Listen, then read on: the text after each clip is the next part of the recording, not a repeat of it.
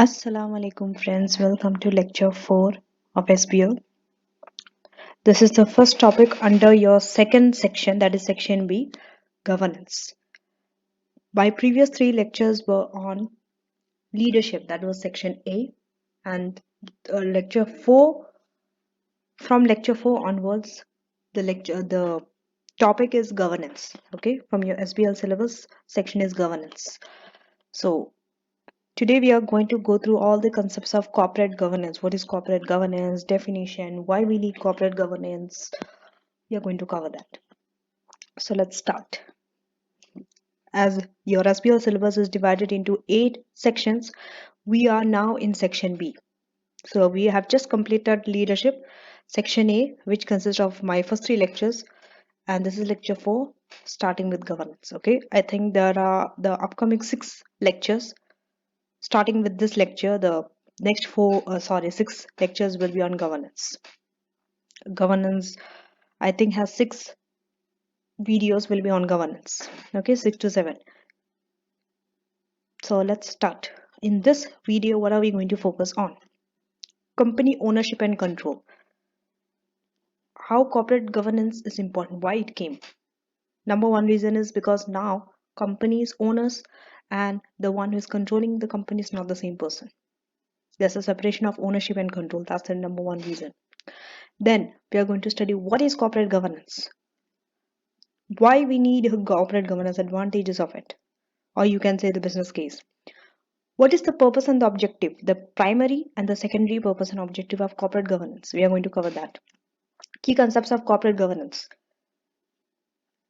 and operational areas affected by issues in corporate governance. What are the areas that is going to get affected if there is a weak corporate governance or a strong corporate governance? Now, before I proceed, corporate governance is one of the very important section for your SBL exam, because there is no SBL exam where corporate governance is not tested. Okay, now how it is tested, which question comes frequently, we cannot predict. It can cover, it has a range of questions. Governance is a big topic compared to your first section, that was leadership. Leadership is small, but governance topic is very big. Okay, this is just an introduction. We have following 6 videos after this: agency theory, then stakeholders we are going to study, then the how the board of directors, their roles, their responsibilities, the board committees, what are the 4 board committees, what are their roles, how they are set up, composition of the board, all those things we are going to cover in the upcoming lectures. So make sure that you study this topic with great care, because this is a very important topic. Lots of your knowledge areas required from corporate governance. That's why here you need to do a little bit of you have to memorize a bit. Okay, now let us, before going to corporate governance, the word, let us first start with, let me give you a brief history which I've not included in the lecture slides because I don't think is relevant. Just understand. Now, as you know that earlier the businesses that an individual used to have is sole trader, where an owner starts a small company, runs it, he's the one, he owns it, he controls it. Okay, there is no issue. Okay, because he knows what is there, he is the one who's controlling, he's the one. Then organization is changing, right? The types, the structure of the organization is changing. Then we moved on to partnerships. Okay, function is similar, but now it is into partnership, more than one.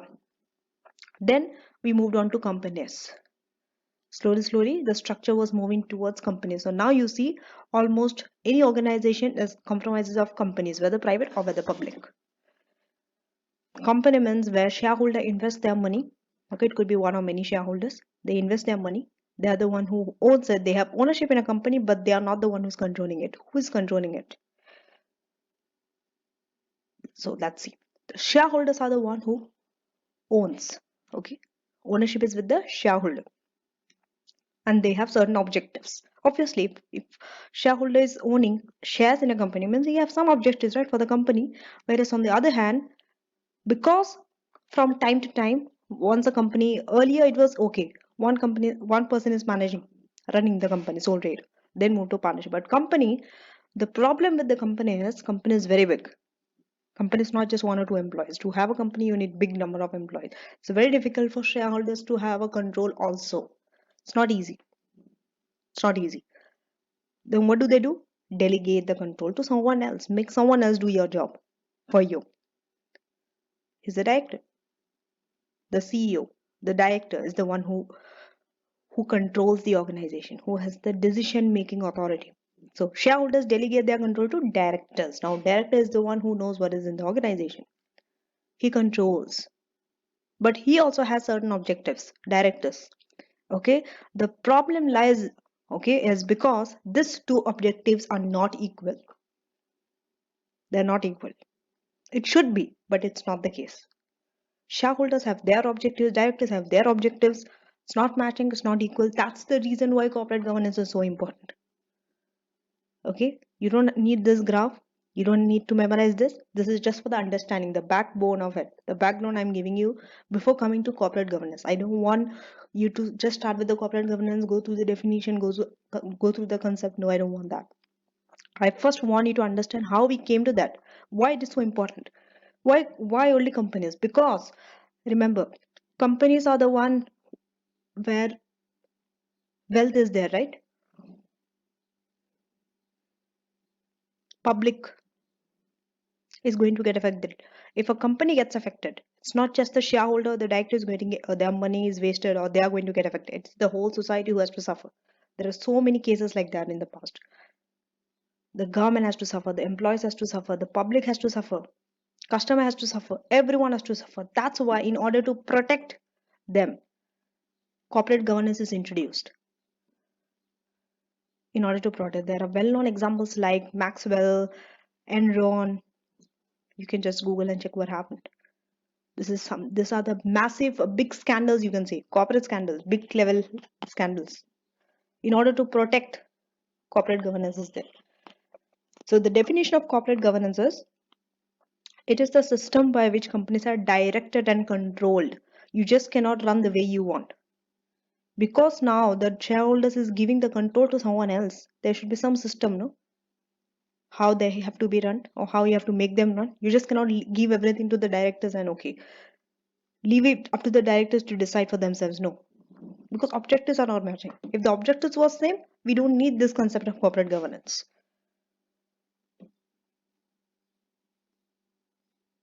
Okay, so definition is, it's like a system through which companies are run, and this is for the interest of both the shareholders as well as other stakeholders apart from shareholders also. It's not just the shareholders, other stakeholders. Okay, now good governance requires the following to be considered. For a company to have good governance, that means good system, you need this two. One is directions, that is from inside the organization, and control from outside. Directions how? If you have good corporate governance means what? That means you have there's a structure for your board of directors, how it is composed, what would be the percentage of executive non-executive directors on the board, male, female, uh, according to age wise, whether you're taking seniors only or juniors only or both, based on experience, knowledge, gender, anything. So how it is composed, there should be a direction to it. The nature structure of those who set the direction, the board of directors. Next, the need to monitor the major forces through risk analysis. You have to monitor. So to monitor, you need some directions. And the need to control operations. For all this, you need directions. If you want to control operations, whether you want to monitor the risk or whether you want to set up your board of directors, a structure, you need direction. And control how? You need to be knowledgeable about the regulatory framework. For example, code of best practice. Okay, in a company, in any country, you need to know.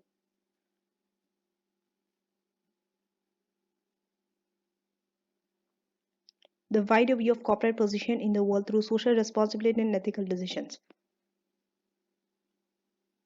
it also gives you a control on how you take care of your how uh, how you take care of your ethical decisions and the social responsibility.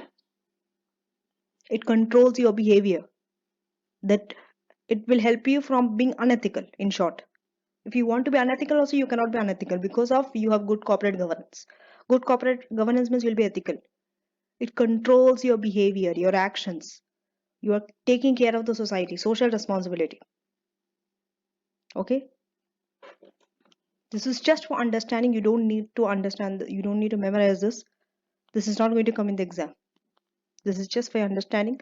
Before I go to the main thing, I'm just going step by step. Okay,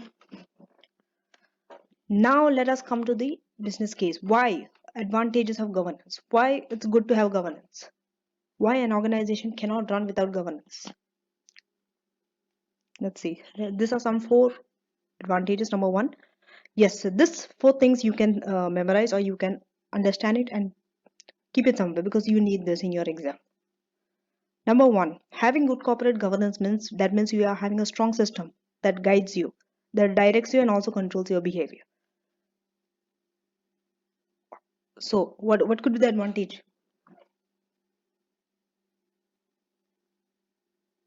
You are becoming more accountable to the management of your management, right?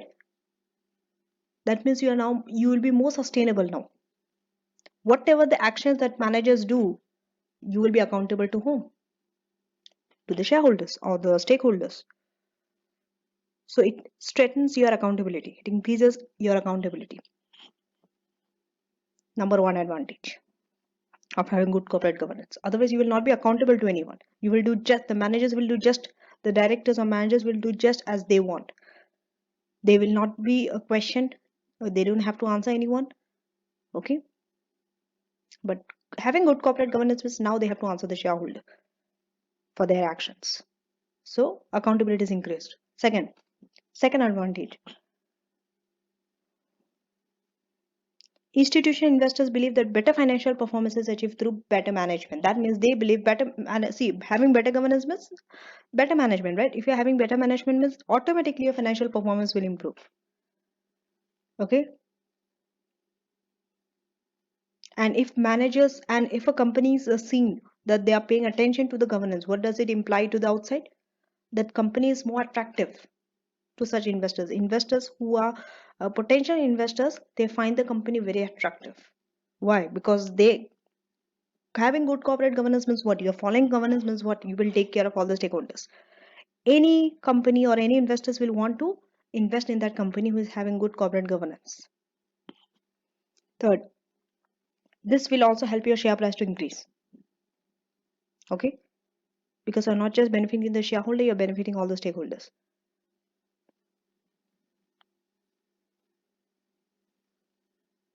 And finally, the fourth one, a socially responsible company. Okay, if you are named or titled as a socially responsible company, you are automatically attractive to customers and investors as well. And because of this, your revenues as well as share price might increase. Okay, so these are the 4 advantages. This you need to answer. You need to you need this for your answer in SBL. Okay, now coming to the purpose and objective. For purpose and objective, remember private sector and public and NGOs are different. Okay, because their purpose and objectives are different. So first we'll start with the private sector. Mostly in this lecture and the following lectures we'll be working on the private sector.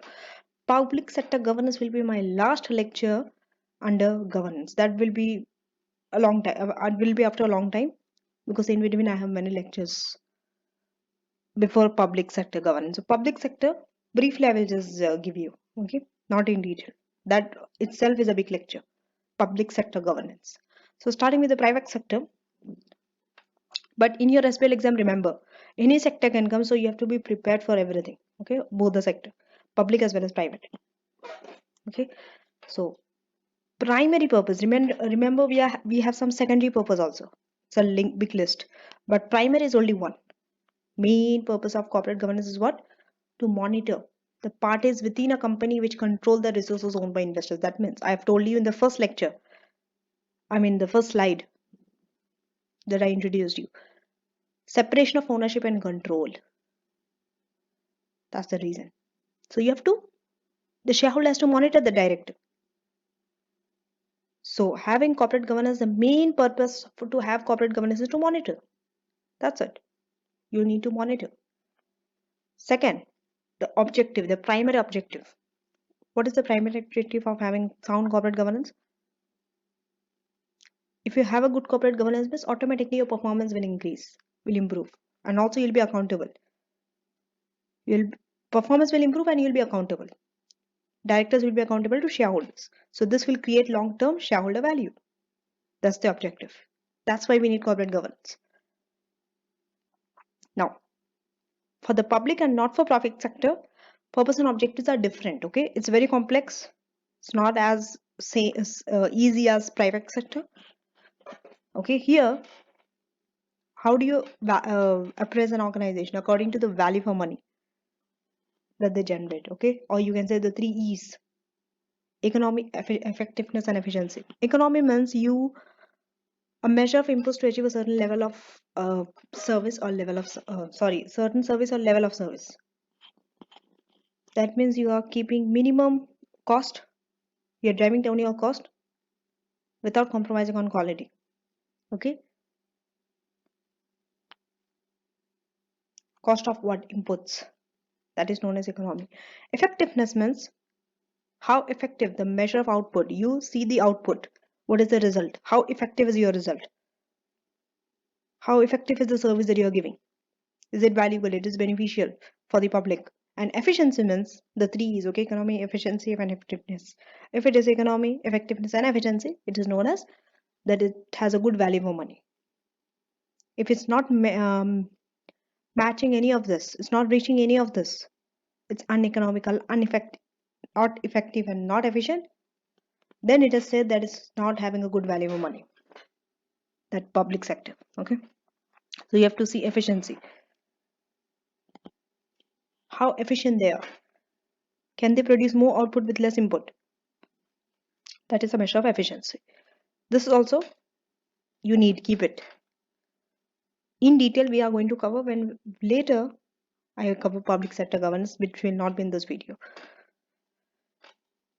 Now, supporting purpose. So again, we move to private sector. Now forget about public sector. Our focus will be on the private sector only. Okay. So these are some supporting purpose. Main purpose was what? To monitor. To monitor. Supporting purposes, better to keep this also. Okay. You need to understand this because you need this for your SBL answers. Whenever I say something that you need for your SBL answers, make sure that you mark it somewhere.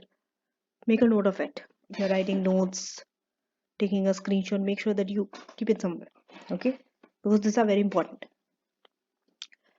Ensure that there's a suitable balance of power on the board of directors. Yes, you need a suitable balance of power on the board of directors. If one is very powerful, the other one is not so powerful, or the balance of power is only in one hand, it will not be a suitable. The board of directors is not. It will not be functioning effectively. There should be a suitable balance of power on the board of directors. So corporate governance ensures that. The purpose of that is to ensure that. Because as I told you before, what is the main purpose? From the main purpose only all this comes. Okay, it's like branches which spreads out. Remember the main purpose and then you will understand the supporting purpose better. Main purpose is to monitor. So if you have to monitor your director, you have to see how that board of directors made up, composed of. Okay, second, ensure executive directors. So here everything will be about board of directors, board of directors, board of directors. Why? Because directors are the owners. Sorry, they are the one who controls. No, you have to monitor. So ensure executive directors are remunerated fairly. Why?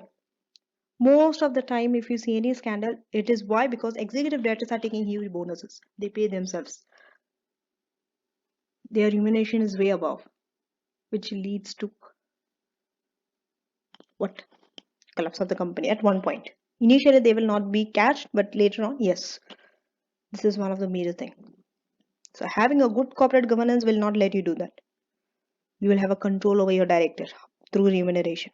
Third, make the board of directors responsible for monitoring and managing risk. You have to make them that they monitor and they manage their own risk. Because you as a shareholder, you cannot do all this. It is the part of the board of directors or the directors. Ensure the external auditors remain independent. The auditors, you need auditors on the board who is going to audit, because you are the shareholder. At the end, you are going to get the report from the auditor. That's why you need to make sure that these auditors who are auditing are independent from the management. Okay, they are not being influenced by the company. So corporate governance ensures all this. Addresses other issues. What is it? For example, business ethics. On purposes that if you're having a good corporate governance, there will be business ethics. You will be socially responsible, and also whistleblowers are protected. Who are whistleblowers? In an organization, if anything goes wrong, these are the one who complains, or these are the one set of people who raise their voice to say that this things are going wrong in an organization. That is known as whistleblowers. Okay, it's like they blow the whistle when there is a sign of warning or a danger, you can say. Hence the name whistleblowers. Okay. Now, supporting objectives. What was the primary objective?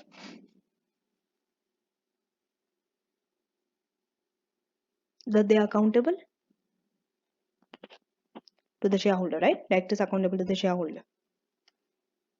So accountable. If you have to make them accountable, make sure that you control. How are you going to control them? By increasing the amount of reporting and disclosure. If you have to control, make sure that they are giving good amount of report, and also they are disclosing everything to the stakeholders, what needs to be disclosed. Second, increase the level of confidence and transparency in company activities for all investors. One objective is what? That you have to increase the level of confidence and transparency also for the investors. Third, ensure that companies run in legal and an ethical manner. As I told you before, it guides your behavior. Corporate governance guides your behavior. It governs your behavior, right? Build in control at the top will go down the organization. Yes, whenever you have to build a control, make sure it is at the top level of an organization, because what is followed at the top will automatically go down and be followed by the staff, the people below the organization. That means below the director, middle level manager, lower level manager, all those things. Now, this is test your understanding 1. Okay, the question is briefly describe the role of corporate governance. So these are some role of corporate governance. You need to know this. 1, protect shareholders' right. Why we came to corporate governance? Because there was a separation of control and ownership, and because of this, public is affected. Right? It is not just the shareholder alone, all the stakeholders, whether it's bank, whether it's government, everything. So in order to protect the society, protect the organization, because they're very huge, they have a huge impact. Okay, if it's a very small organization, it's just a tea shop, you don't need corporate governance in a tea shop, because even if it's going to lose, or even if it's going to affect the stakeholders, not so much impact is not so much. But if it's a very big company, it's going to affect not just one, not just two parties, many parties, many stakeholders. That's why corporate governance is very, very, very important. Okay, so number 1, remember, protect shareholder rights. Shareholders are not controlling. If there was no separation of ownership and control, no need of corporate governance, because shareholders are obviously they will run for the best interest, right? It's their money. They will not let their money go waste, right? But here the problem is someone else is controlling.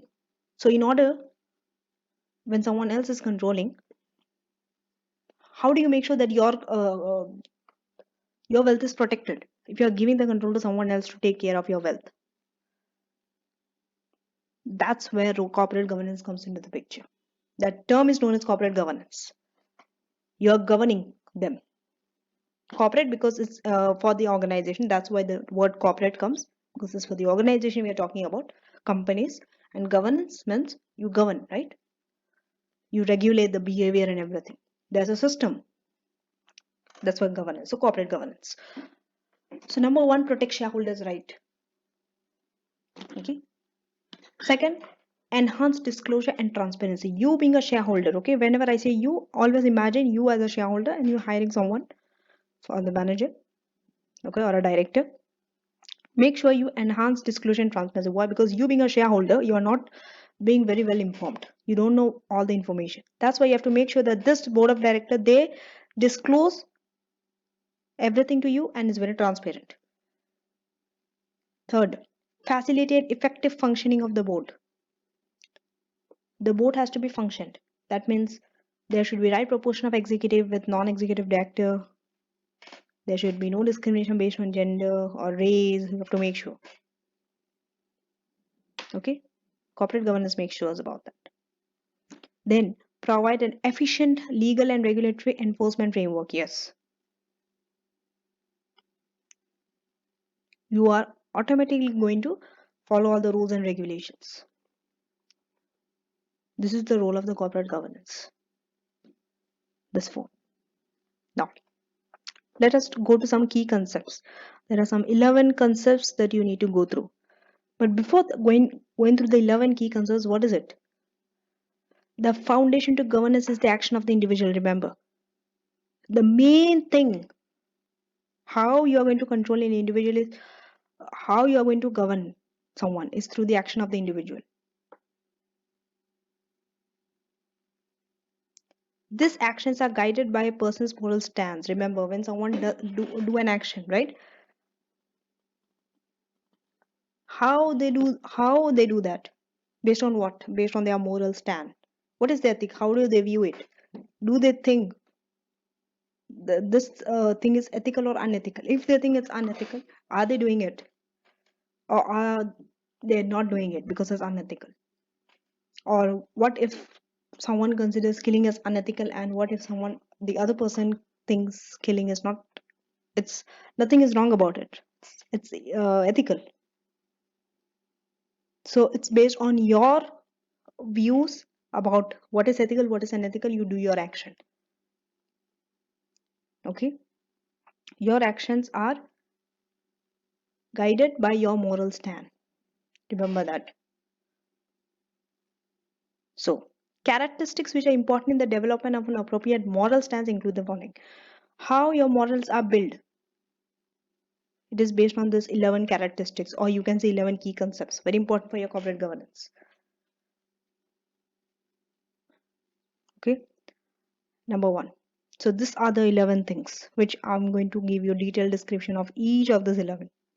You need it. This is very important. Most of the time I've seen this comes in SBL exam. Fairness, transparency, innovation, skepticism, independence, honesty, responsibility, accountability, reputation, judgment, and integrity. These are the characteristics. Okay. If you have this, if it's yes, that means you're ethical. If not, you are unethical. It's easy to decide. Okay. If any of this is lacking, you're unethical. If it's not, if it's there in you, you are ethical. So now let's start with fairness. What does it mean? Fairness means you are dealing equally with all the stakeholders, whether internal, whether external. Whether it's your own manager or your customer from outside, you are dealing equally. That's fairness. Okay, so same. Whether internal or external stakeholders. Third, an ability to reach an equal, that means you are fair to everyone. Okay, and ability to reach an equitable judgment in a given ethical situation. Whenever you are in an ethical situation, you can reach an equitable judgment. That is known as fairness. You are fair in all the situation. That is fairness. Responsibility. You are accepting responsibility, right? You are taking on the liability, that if you are taking the liability for the consequences, if this things goes wrong, I am responsible for it. Okay, if it's right, I'm responsible for it, whether right or whether wrong. I'm responsible for the failure. That is the meaning of responsibility. Second, clarity in the definition of roles and responsibilities for action. There should be some clarity. Who is responsible for what? And concise, conscientious business and personal behavior. Okay, whether in business or whether in personal, it's like a behavior, personal behavior also sometimes you have, right? That you are responsible. You act very responsibly. Okay, now openness or transparency. Or you can say these are the principles of corporate governance. Okay, to have good corporate governance, you need this thing. You can say like that, all these characteristics is there in the corporate governance. Okay, so openness is third. That means more open you are, you have a good system of governance or sound system of governance. More fair you are, more responsible you are having a good corporate governance. That's what it means. All these 11 concepts. Okay. So transparency here means what? You are very open. Okay. You are not hiding any important information. Clearly you are providing it. Okay. Relevant information you are not withholding. You are showing. You are disclosing. That is the meaning of transparency. You are open. It has a default position of information provision rather than concealment. Okay, the default position is means what? Default position is to give information rather than to conceal it. Okay, concealing is not a default position. Sometimes yes, you have to conceal also to have a good in a sound corporate governance or in a good corporate governance. But default position is if they don't say anything about information, the good thing is you provide information. The more you provide information, better it is. That's the default position. Sometimes it's not. Sometimes it's not. Remember that. Innovation. Innovation means you're having a knowledge or an idea, okay, and you're converting it into a product or a process. Why? For benefiting of the firm and its stakeholders. This is good, right? If you are having that innovation culture or you are an innovative person, means you are going to have a sound corporate governance in an organization. Okay, but here innovation is in respect of what? In reporting. In your reporting, you are not just complying with rules, rigid rules. You are trying to communicate in a better way so that potential investors understand better. Okay, or to the providers of financial capital, for example, banks, government, right?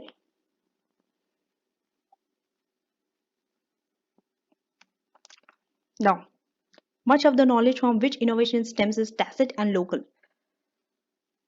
Okay, that means every organization or every individual will have unique knowledge when it comes to innovation. Okay, it's very unique. You cannot copy it. Skepticism. This is also a character that an individual needs. You need to be skepticism. What does it mean? That means an attitude that you have to question, you have to challenge sometimes. You have to be always alert to warnings. Because, for example, auditors, they always have to be uh, alert. Why? Because there are chances that there could be misstatement due to error or fraud. You just cannot uh, believe 100% whatever the managers say to you being an auditor. You still need to question them because there could be chances that they are lying. There could be a misstatement due to error. It could be an error or a fraud. So you always have to be very alert. You have to question always. That is the meaning of skepticism. Critically, you have to assess the evidences. Okay. One example is the UK Corporate Governance Code. What does it say? It says that non-executive directors have to have this character because non-executive directors are also there in the board. So they have to apply the skepticism. Okay. Why? Because they are the one who is monitoring the executive director whether they are running effectively or not. That's why they have to follow the skepticism. They have to adapt this. Independence. Make sure your senior or non-executive director are independent from the executive director. Okay. The more independent you are, better objective. What do I say? review you can give about the executive director from the non-executive's point of view, NED, right? Independence of the board from operational involvement, yes. Non-executive directors, they have to be independent from all this operational involvement. They are not involved operationally. Their job is just to monitor. Independence of directors from overt personal motivation. Sometimes directors might be personally motivated. They should be independent of that. Okay, because why are you running the organization? For the benefit of this owner. It's a quality possessed by individuals and refers to the avoidance of being unduly influenced by vested interests. Sometimes, okay, it's not only the non-executive director have to be independent, audit has to be independent. It's a quality that one needs. That means you are not being affected, you are not being influenced, you are not coming into, you are not coming under influence of someone more powerful or who has an authority over you. That is the meaning of independent. It could be a quality of yours also. Okay, and when you are free, that means you're independent means what? You can take a more objective review or an objective position on any issue.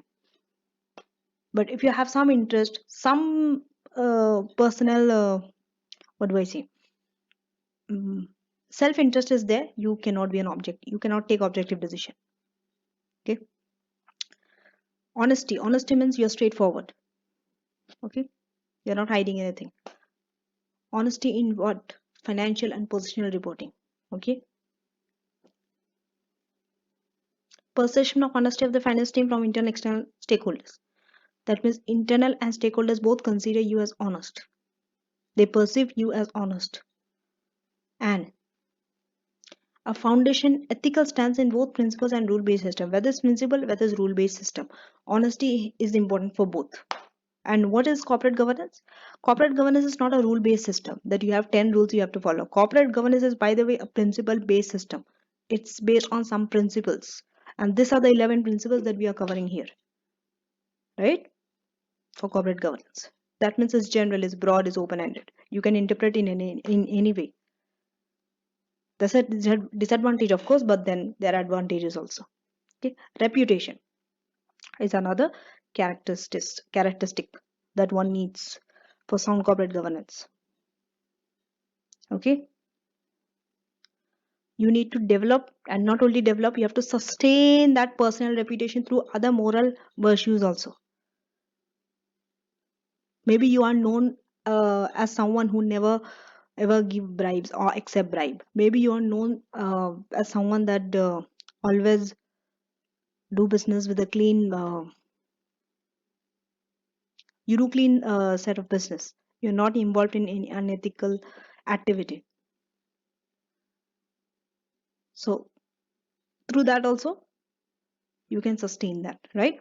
That means you are going to have a good sound corporate governance will be there when you have this type of characteristics. This principle is their reputation. Developing and sustaining the moral stance of the organization also, your organization that you're working for, and developing and sustaining of the accounting profession. Very important. So if this is present, reputation, whether it's in organization, accounting profession, or your other moral virtues, you're having a good reputation means sound corporate governance will be there. Accountability. You need accountability. Without accountability, corporate governance will not work. That means you will be questioned for your actions that you do. Okay. Directors are accountable to shareholders. Accounting for business position as a result of accepted responsibility. Yes. Because you are taking the responsibility, you will be accountable also. You'll be asked if things go wrong. Okay. So responsibility and accountability are linked. Responsibility is also one principle that we just went. Providing clarity in communication channels with both internal and external stakeholders. Remember, to help someone accountable, to question someone why they have done it, you need to have a proper communication channels, both with internal as well as external stakeholders. Okay. And you need to develop and maintain the risk management and control system also.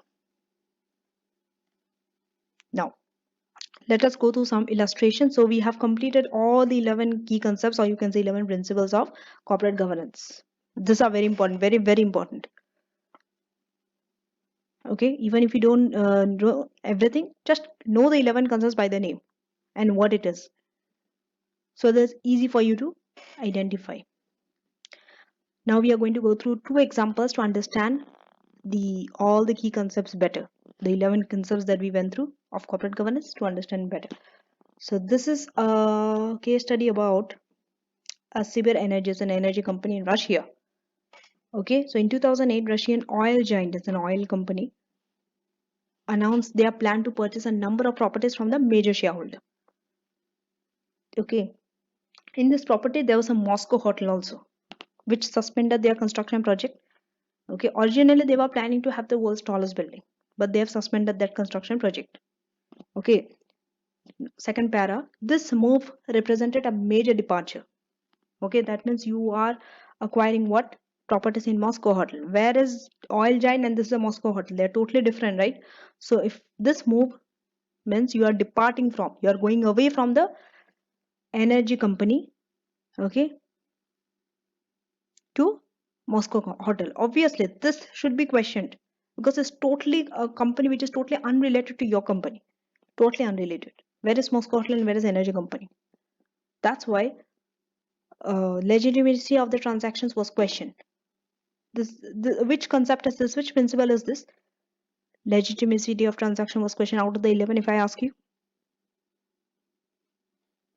skepticism. Skepticism. Whenever you question something, it is skepticism. You are being skeptical. You are being doubtful about it because they are two unrelated company. So one principle is there, right? Now they were criticized. This company was criticized. Why? Because they didn't consider the impact on the minority shareholders. Okay.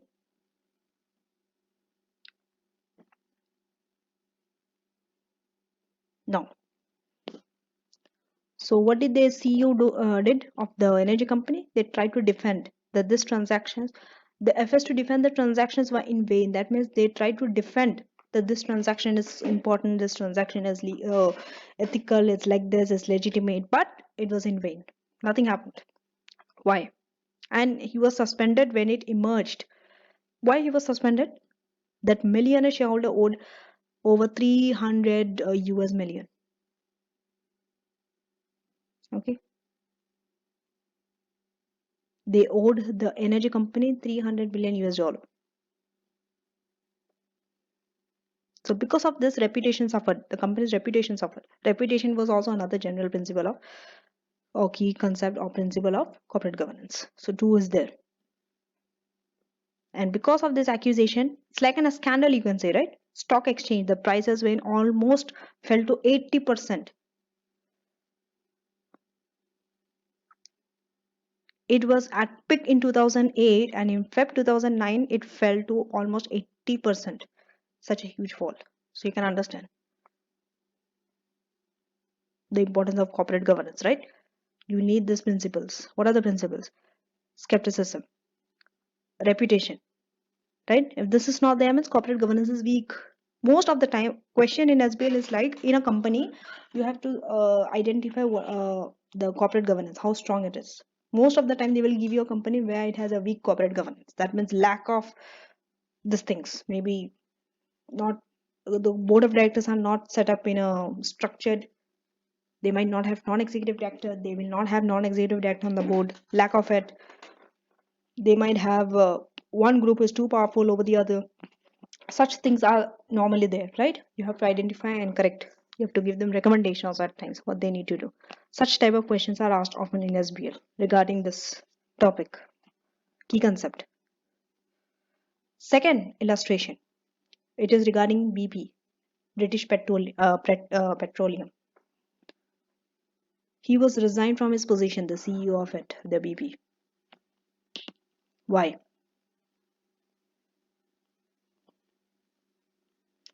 Because the media covered his private life. Now we'll see what actually happened. Why he resigned. because he wanted to save BP from embarrassment after a newspaper had won a court battle to print details of his private life, the CEO's private life.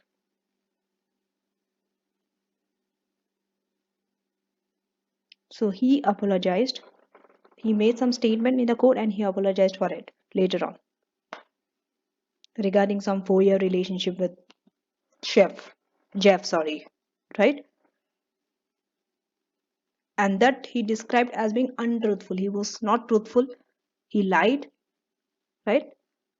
That means he's not honest, you can say, right? Honest was one of the principle, key concept that we went through. So because of this, because he was labeled as untruthful, what happened? He gave up his 41-year career with BP. 41, imagine. He was at the peak and he gave up. So he did a honorable thing by resigning. Why? Because if he does not resign, it will damage his reputation. And if it damages his reputation, it will also have an impact on the BP, negative impact. Okay, that's the reason. So you see the principles of or the key concepts of corporate governance is very, very important. This reputation, whether it's honesty, you need this thing. It has to be present. If it's not present, you will suffer. Things like that. You might have to resign from your position, right? Things like that. These are the consequences. Okay. So now I hope that you have understood the 11 key concepts better. Now let us move on to test your understanding number 2.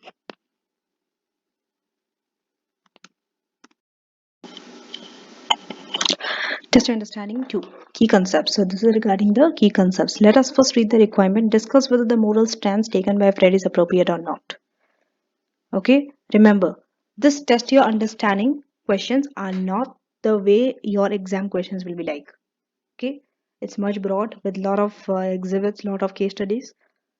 This is the reason why I'm doing is for you to understand what are the things when you're reading a case study, how you pick up the points. So this test understanding is very small compared to your actual exam, but if you are able to solve the small questions, you'll be able to do the big questions also. Okay, it's not compulsory that you have to do this, but if you do this, you will understand. Okay, you yourself will understand how well you have understood this key concept, how well you have understood the chapter. This is for that reason we are doing it, to have a good consolidation of the knowledge of the concept of the chapter that we just went through. Okay. And by the way, I forgot to mention that this chapter that I'm doing from the Kaplan textbook is your chapter number 7, right? Chapter number 7. So if you go through chapter number 7, you will get all those things. Okay, test understanding too.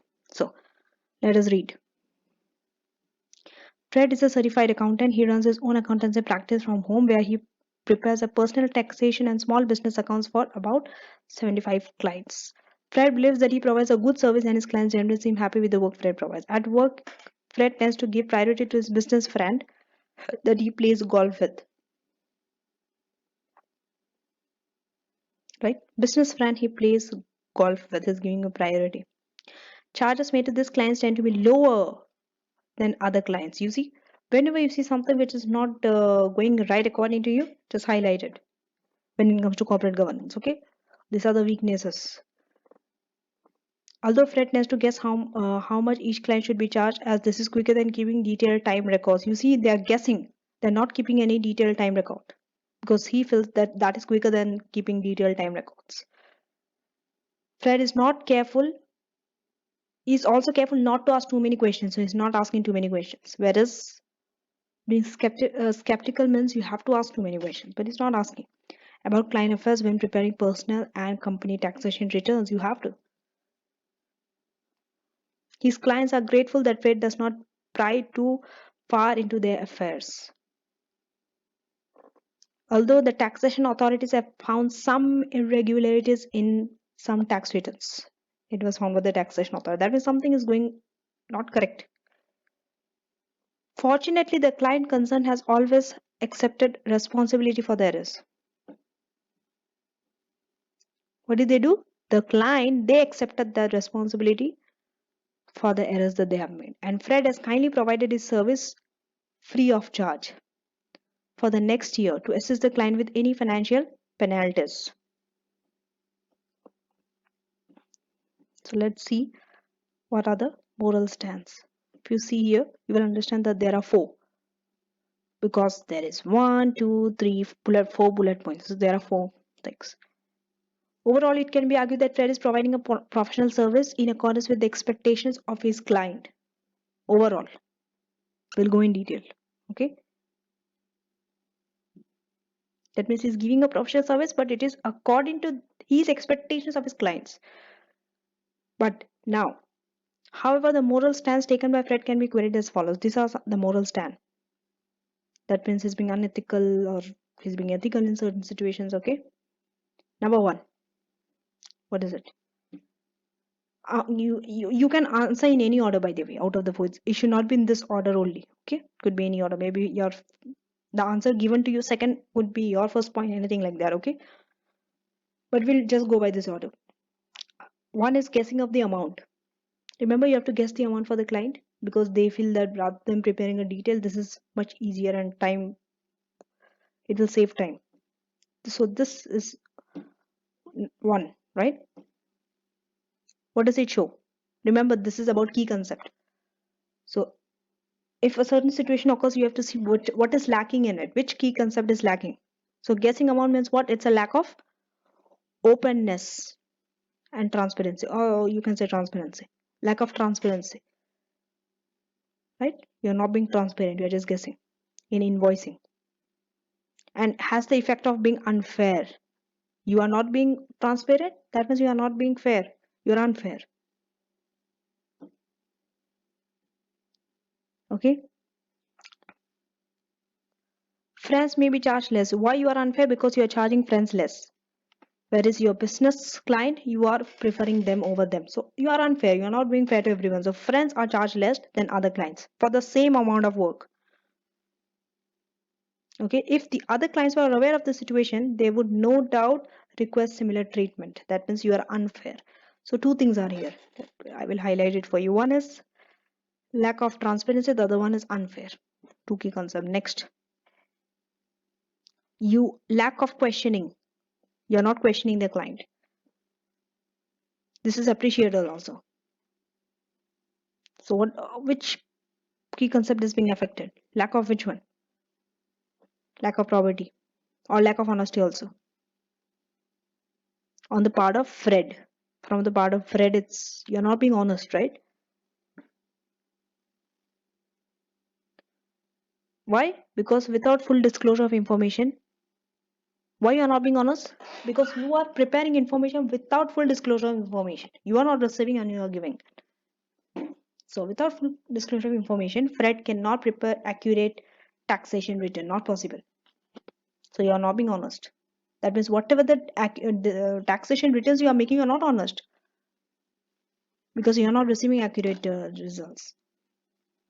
And it is likely that he might have realized it, but still there are errors, right? Errors will still occur. Even if you realize this also, still errors will occur. That means still you are not being honest, even if you realize it also. Fred does not have to take responsibility for this error. You don't even take responsibility also. Responsibility is another concept. Why? Because his client is the one who takes the responsibility. So Fred is not taking responsibility also for that, because client is taking. Third,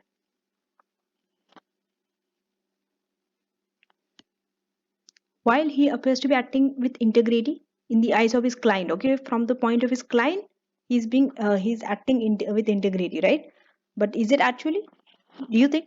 If I ask you, no, it's not, because there is a lack of accuracy in the information that is given to taxation authorities. So this will affect his reputation also. He is not being honest with the authorities also. Reputation and integrity. And finally, the last one. He may wish to start ensuring that information provided to taxation is of an appropriate standard to retain his reputation. He might right? He might do something to ensure that information, that whatever is given to taxation authority is up to a certain standard. Why? Because if it's up to a certain standard, his reputation will be retained, right? And if he retains that reputation, remember, clients also, and ensure that clients do trust the information he's preparing for them. If he does it, clients also will believe that whatever the information he's preparing for them is correct.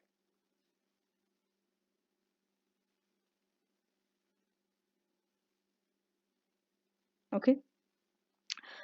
So that's it for test understanding number 2. Now coming to the last part of this video, the last topic, areas of organization that is affected by corporate governance. So let's start. Number 1, board of directors.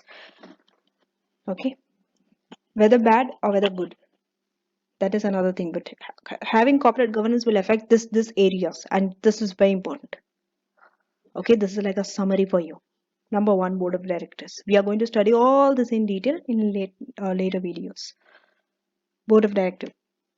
Directors remuneration, how it will be set. Corporate governance affects these areas. Relations with shareholders. And number 4, accountability and audit. Under board of directors, we have board committees. Okay, that we have to study. For board committees, what are their duties of each board committees and functions? We have to study composition, how they are composed, male, female, age wise, the education wise, experience wise, like that, right? And reporting, how they report. Next, relations with shareholders, institutions and private share, right? And accountability and audit, risk and internal control and audit, it affects these areas. Now, is governance relevant to all companies? I have divided this into 3: large listed company, private company, and not for profit organization. Okay, yes, it is relevant to all companies. Maybe in some it's more, some it's less. For small companies, less relevant. For big companies, very, very relevant. But it is relevant, right? Having it is very good. If you don't have it, is okay. It's not a rule that you must have it, but having it is good always. Now, these are some differences. Okay, one is primary accountability. How accountable they are. If it's a large listed company, what is their primary accountability? Who are they accountable to? Shareholders and regulators. Being a manager, imagine you are a manager. Who are you accountable to in a large listed company? It is the shareholder and the regulator. Why regulator? Because you are a large listed company. You will be having lots of regulators. Not just shareholder, regulators also. You have to be accountable. You have to comply with the rules and regulations. If you're not, you are accountable. That means you will be answerable to them. Accountability means you will be answerable. You have to answer for your actions. Private companies just shareholder. Okay, you might be listed, you might not be listed. And not for profit organization, NGOs, there are many parties whom you have to be accountable to. For example, the one who is giving you the fund, the regulators who is regulating it, whether charity or like things like that, or general public or members where applicable. Coming to the next, principal stakeholders. Who are the principal stakeholders in these 3 companies? If it's large listed company, it is the shareholder. Private company also shareholder. Not for profit organization, it's many. Because as I told you, public sector, it's more. Donors, the one who donates could be a stakeholder. It's a stakeholder. Grant providers, the one who gives grant. The regulators, the general public, and service user member. Main methods of monitoring performance. How do you monitor performance in this 3 organization? Last listed, it is a financial statement. Through the financial statements, you see the performance, right? You receive the annual income statement, financial position, and you know it. That is the only way you monitor the performance of the manager. Private company also financial statements, and this one is financial statements as well as other financial and non-financial measures. Okay, for not-for-profit organization. Then governance and board structure in last listed companies. This is the board structure of a last listed company. Executives will be there, non-executive directors will be there. Okay, and they are appointed through formal process. They are just not appointed like that. There will be very strong formal process will be there. Everyone has to go through that with governance requirement. Governance means according to the governance requirement, how much should be non-executive director versus how much should be an executive director. According to that, they will hire you, recruit. Private company, executive is there. Okay. Appointment may be the result of shareholding or other recruitment process. It could be in any way. It should not be governance requirement. But large listed company, they should. And not for profit organization, how are they made of the board structure? Mostly it is the trustees, managers could be paid or unpaid. Okay. And appointments could be through recruitment. You can recruit them, or you can recommend someone, or the word of mouth, through word of mouth, or election process could be there. And openness and transparency, how open you are,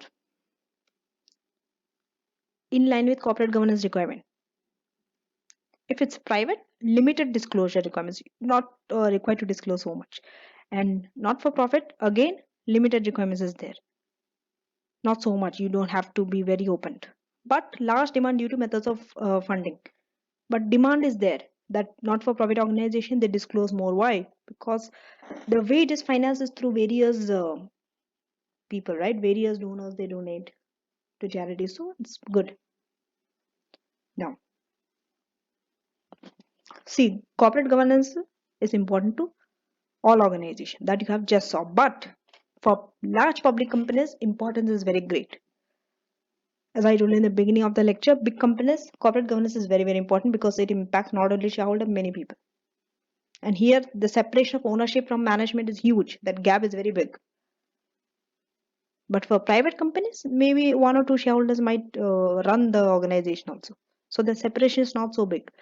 Wider the separation, bigger the separation, corporate governance will be more important. Second, public companies, they raise capital on stock market.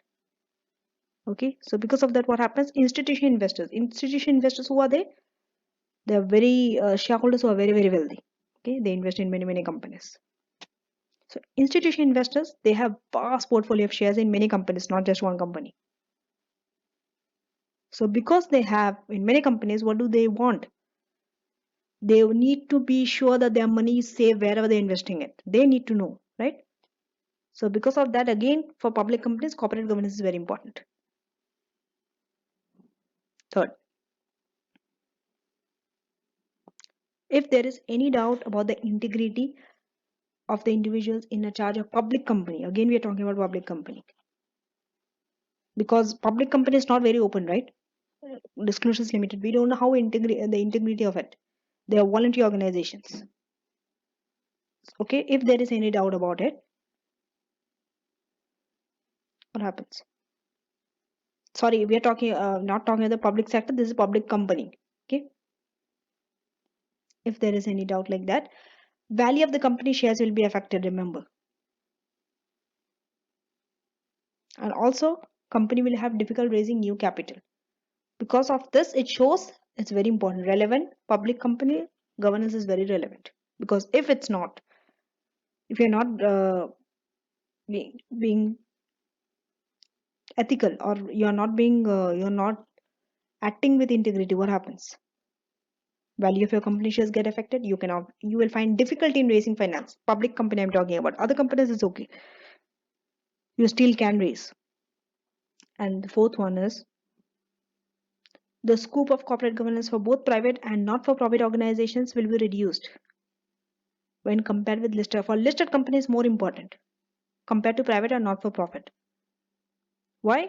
Another reason is because in listed company you have to comply with the rules and regulations. Regulatory requirements is there, but for private and not-for-profit organization, it's much reduced. You might have to comply, but it's very less in terms of volume. In terms of rules and regulations, you have to comply less compared to listed company. That's why again corporate governance in public company is more important than private and not-for-profit organizations out of the three. Then the ownership and control, organization objectives, risk, and therefore focus may be different from a listed company. Remember, your ownership, the who owns, who controls, or the objective, or the risk, or the focus could be different from the listed company.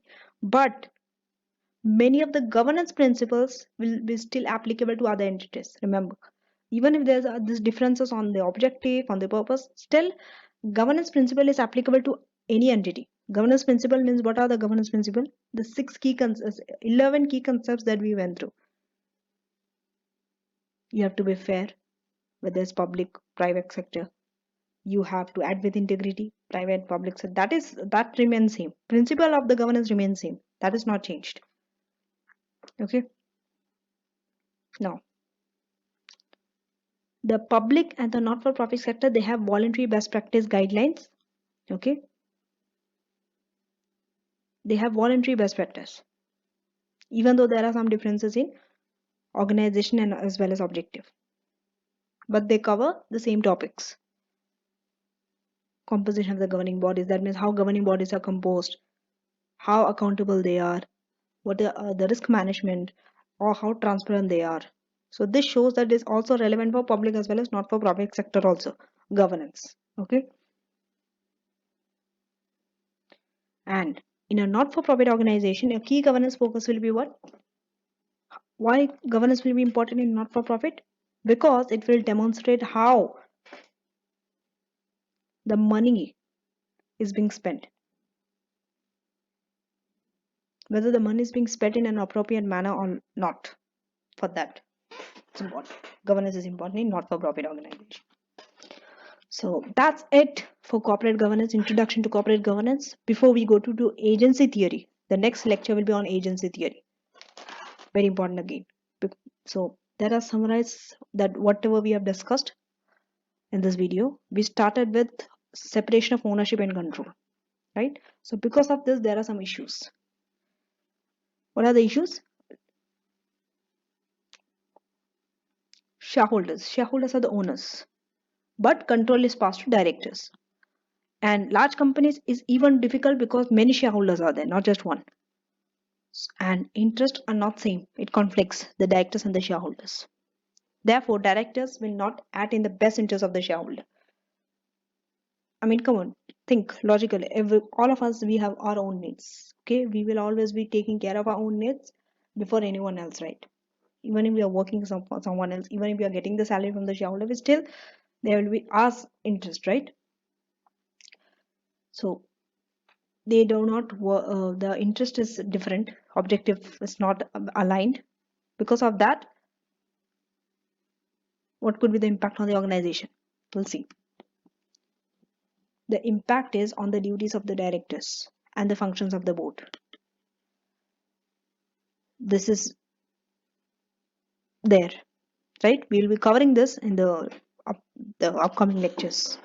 What are the duties of the directors? What are the functions of the board? Not in this lecture. Okay, this is just an intro. Composition of the balance of the board. It has an impact on the composition also and on the balance of the board.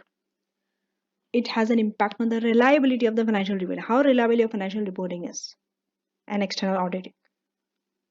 If external auditors are independent, yes, it will be reliable. Otherwise, no. Like that. Directors' remuneration and rewards, risk management and internal control, and rights and responsibilities of shareholders. So it has an impact on this 6 areas that we'll be covering. Okay.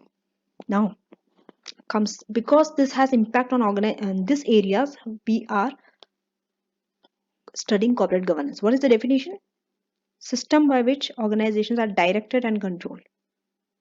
It gives you direction how you have to go, and it's controlled also. It controls your behavior. What is the purpose of objective of corporate governance? The primary purpose is monitor the one who is controlling your asset. Second, objective. Objective is it improves your performance, and also long-term shareholder value is created. Now the 11 key concepts that we went through. Fairness, being equal for all, whether major, minor shareholders. Transparency, you're open, disclosing. Innovation, coming up with new ideas. Innovate in terms of reporting, you're giving better information. Skepticism, questioning, you're challenging, right? Doubtful behavior and things. Independent, you are free from biased, you're not taking any biased decision. Okay. Honesty, not hiding anything, you are giving accurate information. Responsibility, you're taking responsibility for the actions that you take. Accountability, you are being questioned, right, for your actions that you take. Reputation. Good reputation means corporate governance, sound corporate governance. Judgment. Are you able to take judgment? Objective judgment, right? In ethical decisions and all. Integrity. Are you being honest? Right? So this were the 11 key concepts, and also we covered how whether corporate governance is important for all the companies, private, public, and NGOs. So that's it for this. Thank you for watching and see you in the next video. Next video will be on agency theory, again under governance.